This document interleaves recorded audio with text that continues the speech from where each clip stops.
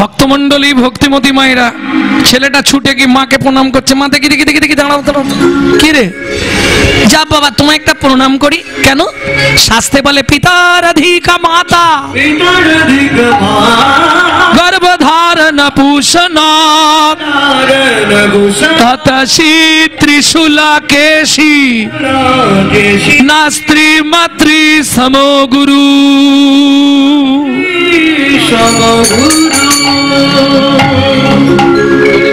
পিতা মাতা গুরু কর্ণে শুনতে পাই, কিন্তু মায়ের তুল্য গুরু ত্রিভুবনে নাই। আমি আসছি মা। কোথায় যাবি মাধু? তুমি তো বললে পৃথিবীতে একজন আপনজন। বাসুদেব ঘোষ কহে জড় করি হা,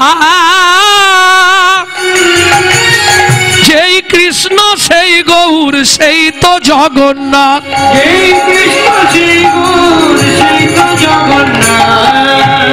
যেই কৃষ্ণ সেই গৌর সেই জগন্নাথ। আর দেরি নয়, একদম বিভ্রান্ত পথে চলেছে। যে গানটি গাইব এটা আমি শিখেছি আমার ঠাকুমার কাছে। 100 বছর বয়সে এই গানটা আমাকে শিখিয়ে দিয়ে বুড়ি তবে মারা গেছে। তবে গানটা লিখেছিল আমার দাদুর দাদু শশীভূষণ চক্রবর্তী। তারপরে গাইতো দাদুর বাবা মাধব চক্রবর্তী, তারপরে গাইতো দাদু যতীন্দ্রনাথ চক্রবর্তী, তারপরে গাইতো বাবা কালীপদ চক্রবর্তী। এখন গাইছি আমি গৌরাঙ্গ সুন্দর চক্রবর্তী। সবাই আশীর্বাদ করুন। আমার পরবর্তী জেনারেশন তৈরি হচ্ছে আমারই পিছনে। একমাত্র সম্পদ গৌরব কৃষ্ণ চক্রবর্তী।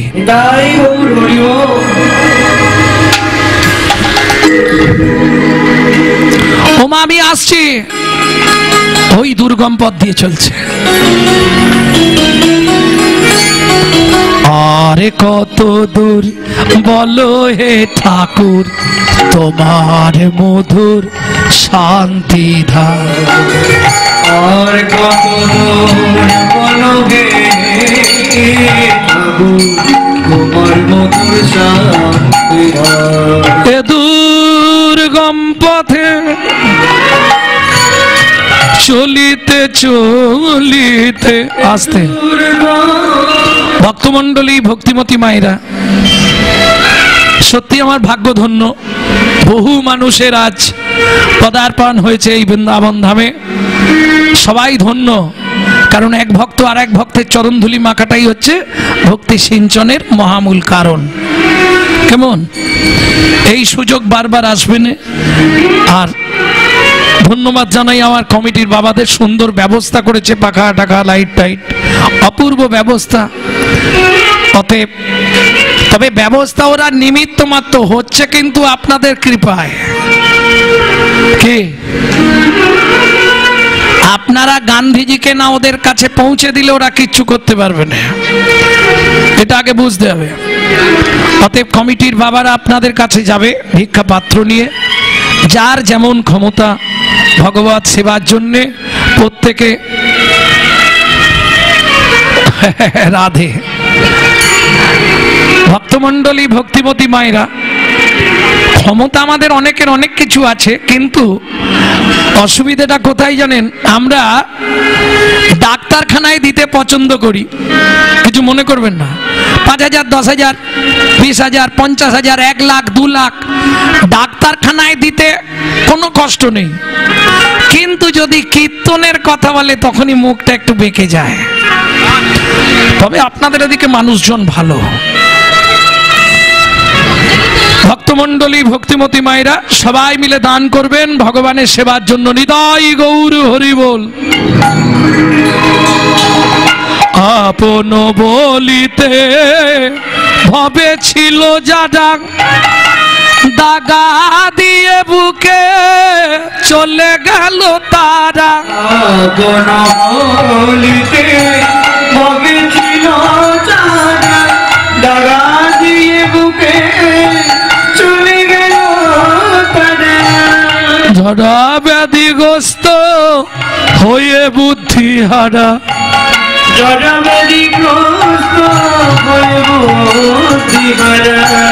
এ পথে চলার তো নয় বিরাম, আর কত দূর বলো হে ঠাকুর তোমার মধুর শান্তি।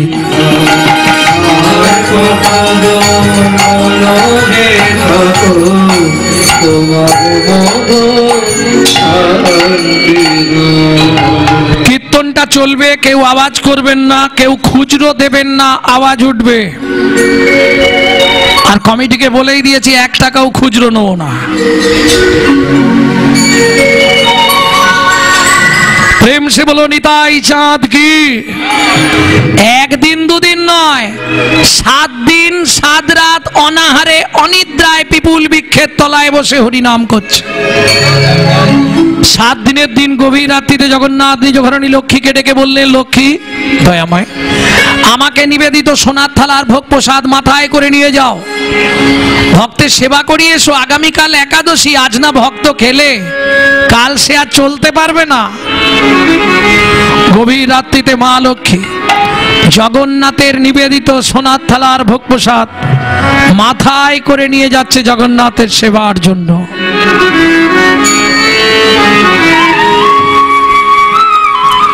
এদিকে মাধু দাস আপন মনে হরিনাম করছে। মন ও মন বল, মন বল,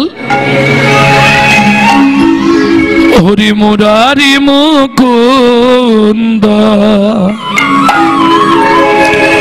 জগদা নন্দ, কৃষ্ণ নামের বর্ণে বর্ণে সুধা ঝরে গো ও ও মুরারি মুকুন্দ জগদা নন্দ, কৃষ্ণ নামের বর্ণে বর্ণে সুধা ঝরে ভোগে ভরে যাবে, অভাব মেটাবে, ত্রিতাবে জ্বালা আরে রবে না রে। ভোগে ভরে যাবে, অভাব মেটাবে, ত্রিতাবে জ্বালা আরে রবে না রে। ভজরে অন্ধ চরণারবিন্দ, ভজরে অন্ধ চরণারবিন্দ, হরে কৃষ্ণ হরে হরে এ এ এ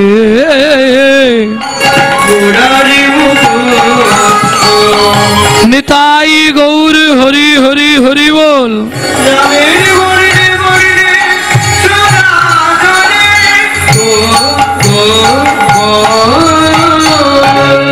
মাধু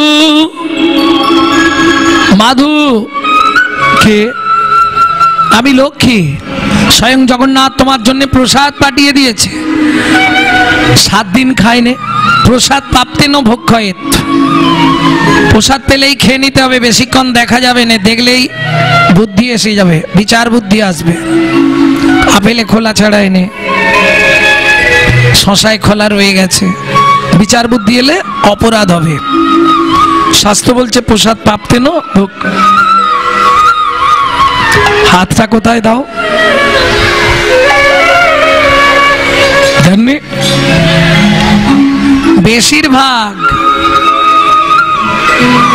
এটাই হচ্ছে প্রধান অপরাধ, এটো হাতটা মাথায় দেওয়া। সঙ্গে সঙ্গে হাত ধুয়ে ফেলবেন, কোনো সময় চরণামৃত পান প্রসাদ পান কোনো সময় মাথায় দিয়ে দেবেন না। ভক্তমণ্ডলী ভক্তিমতী মায়েরা, ভোগ প্রসাদ প্রাপ্ত হলেন মাধু দাস। প্রসাদ পেয়ে সোনার তালাটা পিছন দিকে রেখে ভজন করছে। পান্ডারা ভোর বেলায় সে মন্দির খুলেছে। এই রামলাল, কাল সেবাকে দিয়েছিল রে? মদন প্রভু। উঠবে তো না, বসেই থাকবে। কি এরা কিছু বুঝতে পারি, ইশারাও বোঝে না, কিছুই বোঝে না। হে মদন বাবু, আপনি কি বুঝতে পারেননি?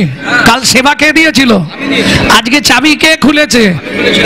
তবে সোনার থালা কোথায় জানেনি? মানে আপনি কালকে সেবা দিয়ে চাবি দিলেন, আপনি এসে আজকে চাবি খুললেন, আর আপনি বুঝতে পারলেন না। লাঠিয়াল নিয়ে খুঁজে দেখুন তাড়াতাড়ি। কেহ বা উত্তরে, কেহ বা দক্ষিণে,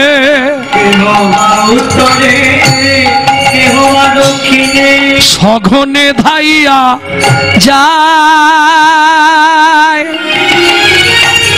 যাহা মাধু দাস কৃষ্ণ নামেতে উল্লাস, তাহাতে মিলিল যায়।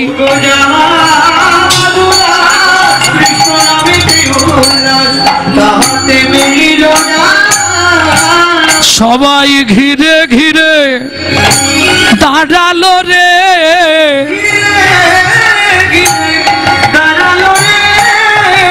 এইবার চোর ধরা পড়েছে।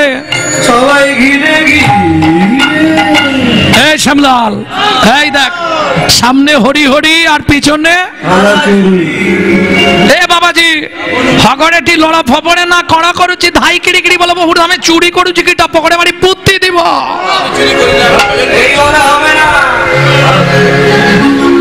কি হলো, হাসছো কেন? এ তো হুড়িয়া কথা। হগড়েছি লড়া ফপড়ে না ধাই কিড়ি কিড়ি বলবো হুড় আমি চুরি করছি কিটা পকড়ে মারি পুত্তি দিব। ওই এমনি হবে না, ওকে গুছিয়ে গাছের সঙ্গে বেঁধে চাবুক দিয়ে মার, চাবুক দিয়ে মারে সাড়ে ভাঙের দেবে। চোরে চোরে বলি সবে করে বেত্রাঘাত, চোরে চোরে বলি সবে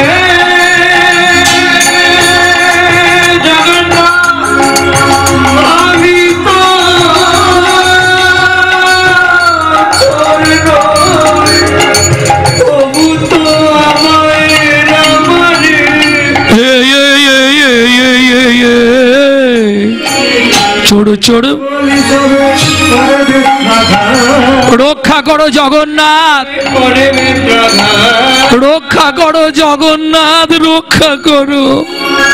ভক্তের লাগি সে জগন্নাথ সহিল আঘাত,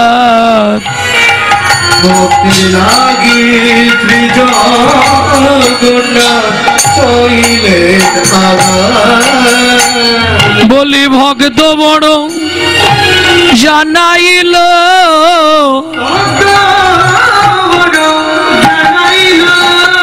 ভক্তের আঘাত অঙ্গে গ্রহণ করিল, ভক্ত বড়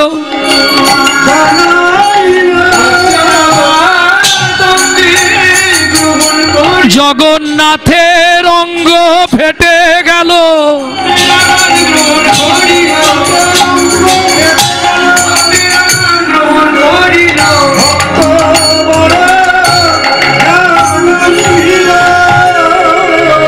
ভক্তমন্ডলী ভক্তিমতী মায়েরা মারতে মারতে মাধু দাসের দেহটা অচৈতন্য অবস্থায় পিপুল বৃক্ষের তলায় ফেলে রেখে পাণ্ডারা ফিরে গেলেন।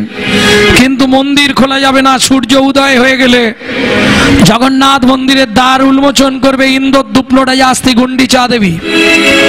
দ্বার উন্মোচন করেই যা দেখলো চমকে উঠল, কি সিংহাসনের বিগ্রহ জগন্নাথ ঘরের মেজের ওপর উপুড় হয়ে পড়ে আছে। গোটা জগন্নাথ মন্দিরের ভেতরটা রক্তে রক্ত গঙ্গা বয়ে যাচ্ছে। ছুটে গিয়ে জগন্নাথকে বুকের মধ্যে জড়িয়ে ধরে বলে উঠল, বল জগন্নাথ বল, কে তো সর্বাঙ্গে এমন করে চাবুক দিয়ে আঘাত করেছে? দৈববাণী হলো, রানীমা আমায় কেউ মারেনি মা, তোমার পাণ্ডারা বিনা দোষে আমার এক ভক্তকে নির্দয় ভাবে প্রহার করছিল। আমি ভক্তের কষ্ট সহ্য করতে না পেরে ভক্তের হৃদয়ে প্রবেশ করে ভক্তের অঙ্গের আঘাত আমি নিজ অঙ্গে গ্রহণ করলাম। শোনো রানীমা, আমার সেই ভক্ত পড়ে আছে পিপুল বৃক্ষের তলায়, হয় তাকে আমার বক্ষে ফিরিয়ে দাও, না হলে আমাকে এই মুহূর্তে নীলাচল থেকে বিদায় দিয়ে দাও। ইন্দ্রদ্যুম্ন রাজাস্তি ঊর্ধ্বশ্বাসে ছুটছে, কে মাধু, কোথায় মাধু? এদিকে মাধু দাস যখন জ্ঞান ফিরে পেল, আস্তে আস্তে উঠে বসে বলে, জগন্নাথ, আমি তো কোনোদিন তোমাকে বলিনি আমাকে প্রসাদ দাও। নিজেই প্রসাদ পাঠালে, নিজেই চোর সাজালে, নিজেই লোকের হাতে মার খাওয়ালে, তোমার ধামে আর থাকবো না। এই মুহূর্তে আমি চলে যাচ্ছি মধুময় শ্রীধাম বৃন্দাবন।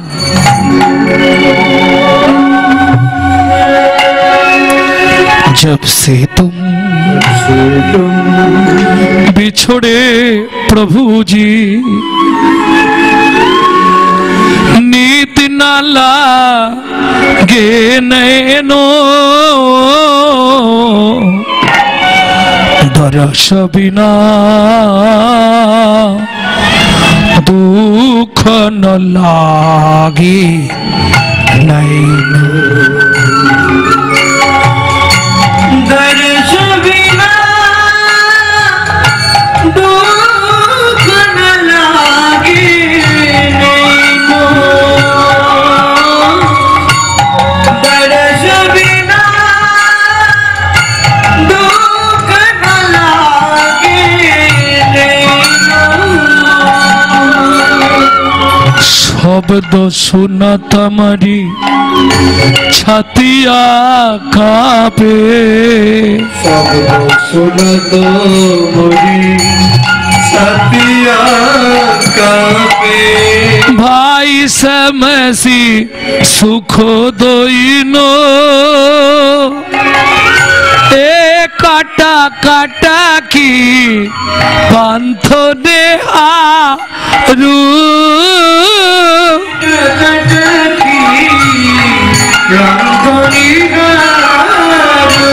दुख मेटानो सुख दयनो, दुख न लागे दरस बिना दुख न लागे नैनो, दर्श बिना दुख न लागे नैनो। ও মাইরা, এখানে যারা আছেন বৃন্দাবনে কারা কারা গেছিলেন উত্তর ভারত, হাত তুলুন তো দেখি। তাহলে আপনারাই বলতে পারবেন বৃন্দাবনে গেলে সবার আগে কোন মন্দির দর্শন করতে হয়।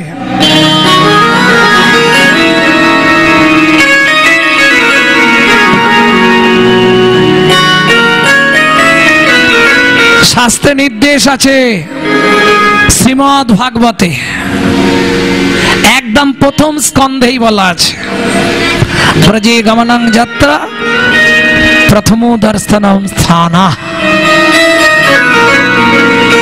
যেমন নবদ্বীপ দর্শন না করে কোনো ব্যক্তির বৃন্দাবনে যাবার অধিকার হয় না, ঠিক তেমনি বৃন্দাবন গেলে সবার প্রথম আপনাকে দর্শন করতে হবে বাঁকে বিহারী লাল। মাধু দাস এসে পৌঁছালেন ভোরবেলা বাঁকে বিহারী জিউর মন্দির। একাদশী করেছে তো কেউ কোথাও নেই, আপন মনে নাচছে আর গাইছে।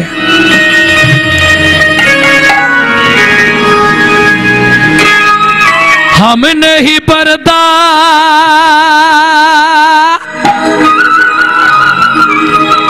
हम नहीं पर्दा हम नहीं पर्दा हम नहीं पर्दा तो करो हो मुरारी वृंदावन के वृंदावन के बाके बिहारी वृंदावन के बाके बिहारी वृंदावन के बाके बिहारी वृंदावन के बाके बिहारी तू रूप निराला रखते जाओ बलिहारी, हम तेरी चरण का प्रेम पुजारी। तुम्हारे ऊपर रखते जाओ बलिहारी, हम तेरा चरण के प्रेम पुजारी। हम तेरे चरण का प्रेम पुजारी, वृंदावन के वृंदावन के बाके बिहारी।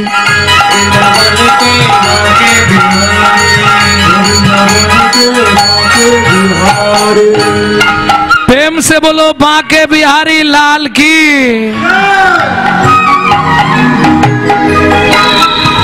নিজেই নাচছে আর গাইছে। ভোরবেলা একজন পাড়ায় পাড়ায় ছোলা ভাজা বিক্রি করতে যায়, প্রত্যেক দিন বাঁকে বিহারীজিকে প্রণাম করে তারপর যায়। ও প্রণাম করতে এসে দেখছে ছেলেটা নাচছে আর গাইছে। ও ভাই, কাল একাদশী করেছিলে? করেছিলাম। আজকে দ্বাদশীর পারণ সারবে না? সারবো। এক ঠোঙা ছোলা ভাজা রেখে দাও, খেয়ে পারণটা সেরে নেবে। আমার কাছে পয়সা নেই। পয়সা লাগবে না ব্রজে, তুমি নিয়ে যাও। না ভক্তমণ্ডলী, ভক্তিমতী মায়েরা, ছোলা ভাজার ঠোঙাটা হাতে নিয়ে মাধু দাস মনে মনে ভাবছে, এত ছোলা কাল একাদশী করে আজ তো খাওয়া যাবে না, শরীর খারাপ করে যাবে। কি গো, এখানে কেউ আছো? তাহলে অর্ধেক ছোলা ভাজা দিয়ে দেবো, কাল তো একাদশী গেছে, দ্বাদশীর পারণ করবে। কি গো, কেউ আছো?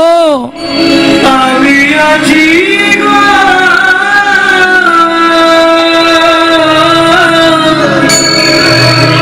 আমি আছি গো, আমি এখনো আছি গো।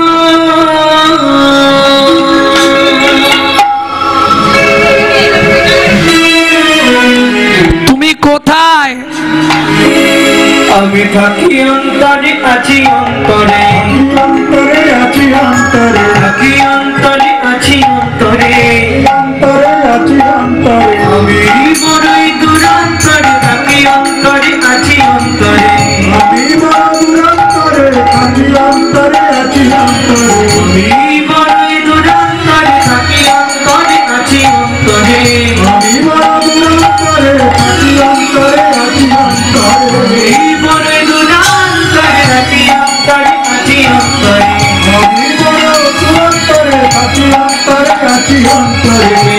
আমার অন্তরে আমি থাকি তার অন্তরে, আমার অন্তরে আমি থাকি তার অন্তরে, আমার অন্তরে আমি থাকি তার অন্তরে, আমার অন্তরে আমি থাকি তার অন্তরে। দূর হতে দূর দূরান্তরে, থাকি অন্তরে, আছি অন্তরে, দূর হতে দূর দূরান্তরে, থাকি অন্তরে, আছি অন্তরে। এই বড়ই অনন্তরে, থাকি অন্তরে, আছি অন্তরে, এই বড়ই অনন্তরে, থাকি অন্তরে, আছি অন্তরে, অন্তরে আছি অন্তরে, আছি অন্তরে, আছি অন্তরে। এই বড়ই অনন্তরে, থাকি অন্তরে, আছি অন্তরে, এই বড়ই অনন্তরে, থাকি অন্তরে, আছি অন্তরে। যে আমার অন্তরে আমি থাকি তার অন্তরে, যে আমার অন্তরে আমি থাকি তার অন্তরে, যে আমার অন্তরে আমি থাকি তার অন্তরে, যে আমার অন্তরে আমি থাকি তার অন্তরে। দূর হতে দূর দূরান্তরে, থাকি অন্তরে, আছি অন্তরে, দূর হতে দূর দূরান্তরে, থাকি অন্তরে, আছি অন্তরে, দূর হতে দূর দূরান্তরে, থাকি অন্তরে, আছি অন্তরে, দূর দূরান্তরে, থাকি অন্তরে, আছি অন্তরে। এই বড়ই অনন্তরে, থাকি অন্তরে, আছি অন্তরে, আমি বড়ই অনন্তরে, থাকি অন্তরে, আছি অন্তরে। এই বড়ই অনন্তরে, থাকি অন্তরে, আছি অন্তরে, আমি বড়ই অনন্তরে, থাকি অন্তরে, আছি অন্তরে। এই বড়ই অনন্তরে, থাকি অন্তরে, আছি অন্তরে, এই বড়ই অনন্তরে, থাকি অন্তরে, আছি অন্তরে। এই বড়ই অনন্তরে, থাকি অন্তরে, আছি অন্তরে, আমি বড়ই অনন্তরে, থাকি অন্তরে, আছি অন্তরে। মাধুদাস জানালার ফাঁক দিয়ে দেখতে পেল কি কৃষ্ণ বর্ণ শিশু